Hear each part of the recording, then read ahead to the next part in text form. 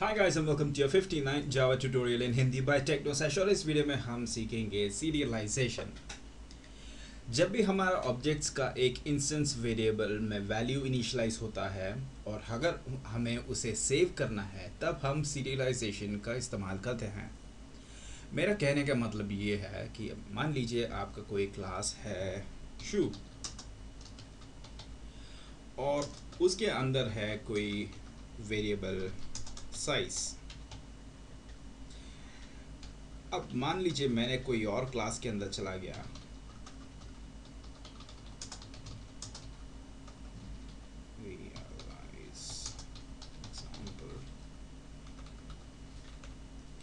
और इसको मैं कॉपी कर देता हूँ फ्यूचर रेफरेंस के लिए। और इसके अंदर मैंने एक मेन मेथड बना दिया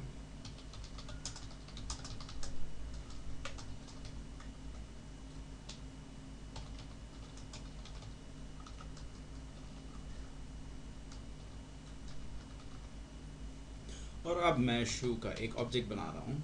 इसका रेफरेंस का नाम होगा S1। ठीक है, अब देखिए मैं इसका एक कंस्ट्रक्टर भी बना देता हूँ ताकि हमारा काम जो है थोड़ी बहुत पूरी हो जाए। और ये एक इंट s लेगा और मेरा साइज जो है उसको मैं इनिशियलाइज करूँगा s के साथ। तो जब भी मैं शू के अंदर जाके कोई वैल्यू डाल दूँगा तब मतलब ऑब्जेक्ट जब बन जाएगा तब इसका इंस्टेंस वेरिएबल साइज जो है इनिशियलाइज होगा कोई वैल्यू के साथ जो इस वक्त है 10 और मैं इसका डिफ़ॉल्ट वैल्यू जो है इसको 0 रख देता हूँ। ज़रूरत नहीं था पर मैंने कर दिया। अब देखिए एक एक चीज़ करके हम सबसे पहले समझते हैं, थोड़ा सा आगे बढ़ेंगे फिर मैं पीछे आ जाऊँगा। ठीक है, तो सबसे पहले मैं इस क्लास को इम्प्लीमेंट्स कराऊँगा सीरियलाइजेबल इंटरफेस के साथ ताकि जब भी इसका कोई ऑब्जेक्ट बने बाद में या अभी तब वो सीरियलाइज्ड हो। देखिए ऐसे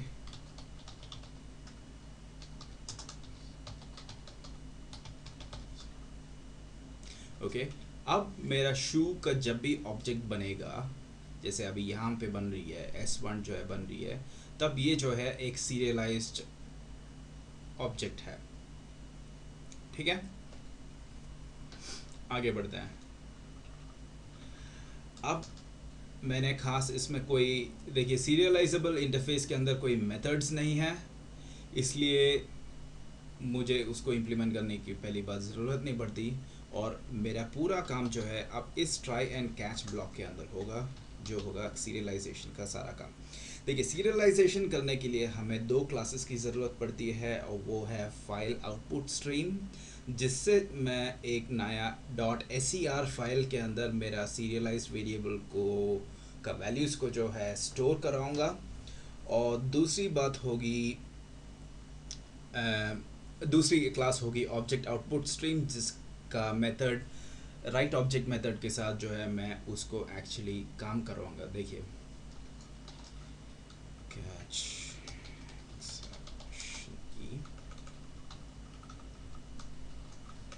ई डॉट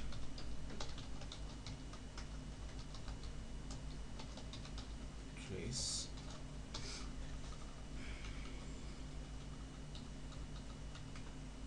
ओके। सबसे पहले जैसे मैंने आपको बताया था फाइल आउटपुट स्ट्रीम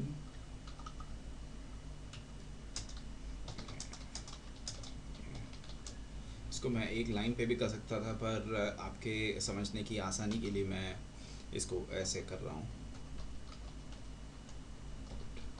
स्ट्रीम। और इसके अंदर मैं वो मेंशन करूँगा कि कौन सा फाइल के अंदर जो है मेरा शू का जो है इंस्टेंसेस का वैल्यू चला जाएगा। ठीक है, अब ऐसा है हाँ मैंने ये मेंशन कर दिया कि शू db.ser। देखिए .ser वो एक्सटेंशन है जिससे जो है सीरियलाइजेशन कहला सकते हैं कि ये जो है ये इस फाइल के अंदर सारी सीरियलाइज्ड वैल्यूज़ जो है इंस्टेंसेस का स्टोर किया जाता है। ठीक है, अब फिलहाल ऐसे ही समझिए ये एक वेग एक्सप्लेनेशन था। ठीक है। अब इसके बाद मुझे सीरियलाइज करने के लिए मुझे object stream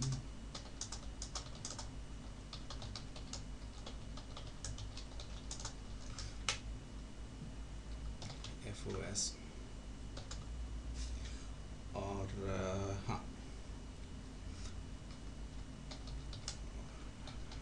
right object S, ठीक है, और OS डॉट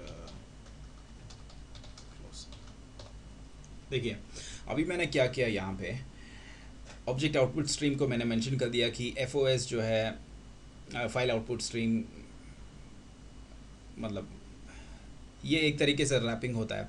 रैपिंग से क्या करना पड़ता है कि हमें दो लेयर के क्लासेस होते हैं। सबसे नीचे लेयर आता है FOS, जिससे सॉरी फाइल आउटपुट स्ट्रीम, जिससे जो है मेरा ये स्पेसिफाई होता है कि कौन सा फाइल के अंदर मैं जो है मेरा सीरियलाइज वैल्यू स्टोर करूँगा। ठीक है, वो चलो हो गया।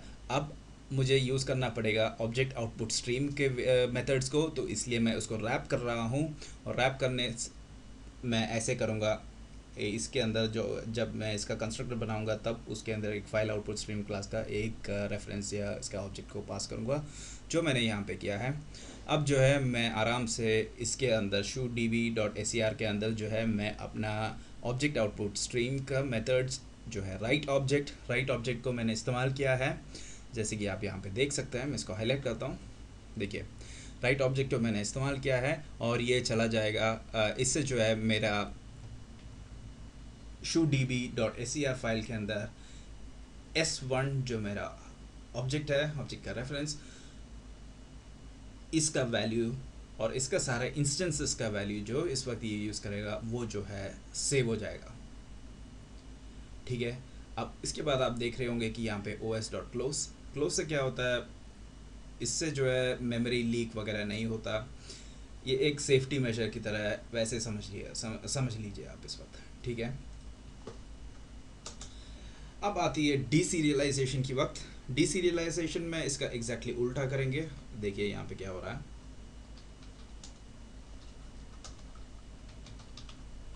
जैसे कि मैंने थोड़े पहले किया था। पहले काम करूँगा, उसके बाद आपको एक्सप्लेनेशन दूंगा।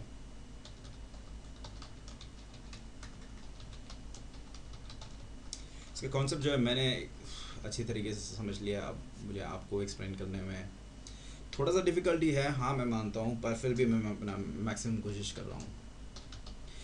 फाइल इनपुट स्ट्रीम होगा वो क्लास जिसके मैं यूज़ करूँगा, क्योंकि मुझे वहाँ से shooDB.ser से मुझे वैल्यू लेना है इस वक्त। ठीक है, तो इसको मैं FIS लिखता हूँ, इसको इनिशियलाइज करूँगा नया फाइल आउटपुट स्ट्रीम ऑब्जेक्ट के साथ, और ऑफ कोर्स इसके अंदर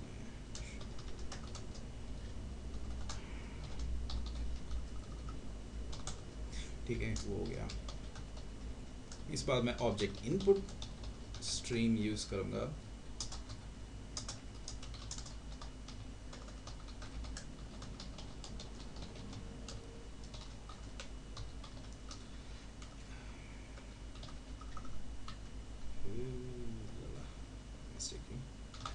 फिन रखना था और ये होगी IS, क्योंकि वरना एरर दिखेगा।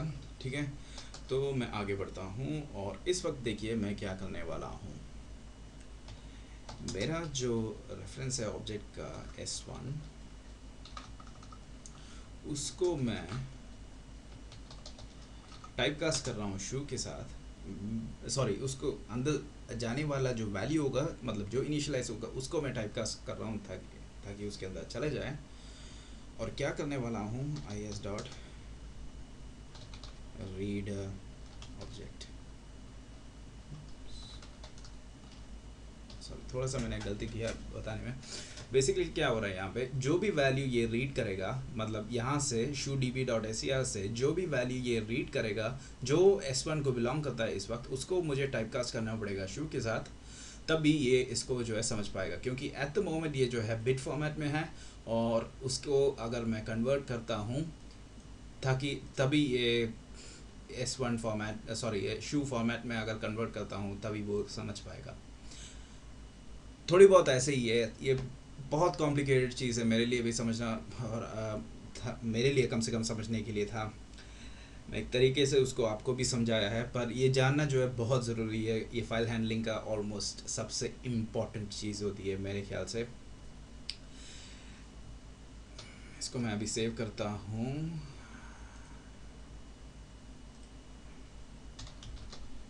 वीडियो 8, ठीक है, और इसका नाम क्या होगा, सीरियलाइज एग्जाम्पल। एक्चुअली इसको मैं अगर मैं कर पाऊँगा,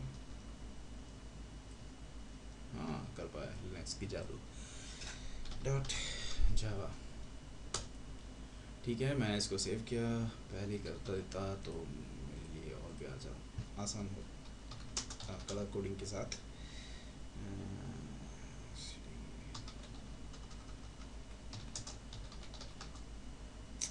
क्या यार, वीडियो 8,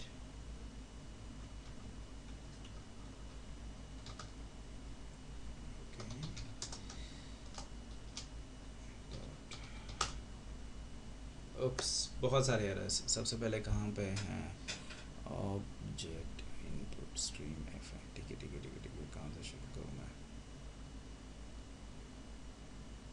कहाँ से क्योंकि 99% ये टाइपिंग मिस्टेक ही होनी चाहिए। कहाँ गया, इसको मैं क्लोज कर दोबारा नहीं डालने देता हूँ।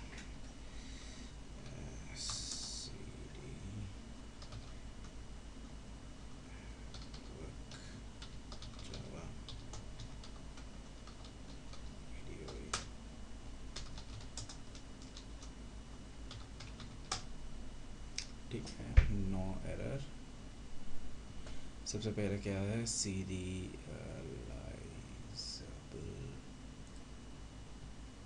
इसका स्पेलिंग क्या है, इसको मैं पॉज करके सारा एरर क्लियर करके अभी आता हुआ।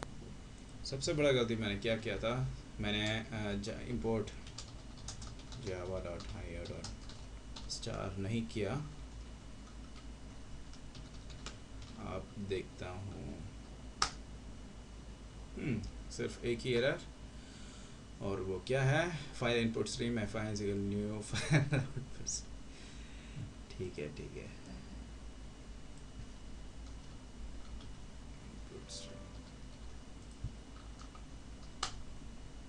ठीक है, इस वक्त कोई एरर नहीं है। हाँ, इसको मैं रन करता हूँ। एक्चुअली मैं क्या करूँगा, वो जो फोल्डर है ये वाला नहीं, जावा वीडियो 8, ठीक है, अब इसको देखते रहिए क्या हो रहा है यहाँ पे। इसको जब मैं रन करता हूँ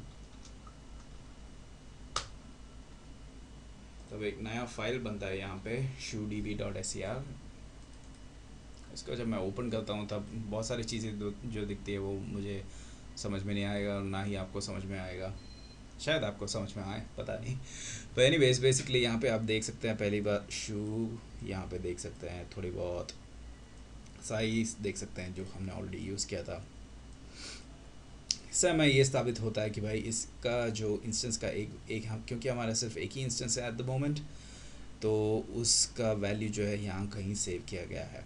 ठीक है गाइस, मुझे पता है कि बहुत सारे डाउट होने वाली है, और जाने से पहले मेरे को आपको एक और चीज़ बोलना था। सबसे पहले मैं अपोलोजाइज़ करना था कि मैं इतने सारे दिनों के बाद एक नई वीडियो डाल रहा हूँ, और नई वीडियो भी मैंने लिनक्स के अंदर डाला है, उबंटू को यूज़ किया है, तो मैंने मतलब कोई वो नहीं था। जो भी मैंने इस वीडियो में किया है वो आपको जो है दिखाई देनी चाहिए, मतलब जो भी आप स्टेप्स फॉलो करेंगे विंडोज़ में भी एक सही होगा, क्योंकि जावा तो आप कोई सभी ओएस में यूज़ कर सकते हैं। दूसरी चीज़, हाँ मैं काफ़ी दिन मेरा एग्ज़ाम्स वगैरह चल रहा था, और बहुत सारी चीज़ें हो रहे थे मेरे साथ, इसलिए मैं कोई वीडियो आसपास कभी डाल नहीं पाया। ठीक है, तो मुझे लगता है कि आपको ये चीज़ जो है समझ में आ गया है। मैं शायद इसका एक और एग्जांपल करूँगा ताकि आपको इसको और अच्छी तरीके से समझ पाए। अगर कुछ भी डाउट हो तो आप मुझे पूछ सकते हैं नीचे कमेंट्स, जैसे मैं हमेशा कहता हूँ, मैं मैक्सिमम सारे क्वेश्चंस को आंसर करने की कोशिश करूँगा। तो और क्या, और मेरे ख्याल से सब कुछ जो है मैंने कवर कर लिया है। बेसिक्स है, एक बेसिक प्रोग्राम बनाया है सीरियलाइजेशन का यहाँ पे, कुछ खास नहीं है इसके अंदर। मतलब मैं चाहे तो एक पूरा डेटाबेस भी बना सकता था इस पे, पर वो बहुत ज़्यादा कॉम्प्लिकेटेड हो जाएगा। ठीक है, तो मैं आपको इसके बारे में सोचने के लिए वक्त देता हूँ। मैं आपका ये जो सोर्स कोड है मैं ऑब्वियसली मेरे ब्लॉग के अंदर मैं पोस्ट करूँगा, ताकि आप उसको कॉपी पेस्ट कर सकते हैं, आप उसको चला सकते हैं, देख सकते हैं कि क्या चल रहा है क्या नहीं चल रहा है। और क्या, हाँ बस इतना ही है। इसको ये वीडियो देखने के बाद आप मुझे रिप्लाई करिए कि आपको क्या ये चीज़ समझ में आया कि नहीं। ठीक है गाइस, तो see you in the next video, good bye.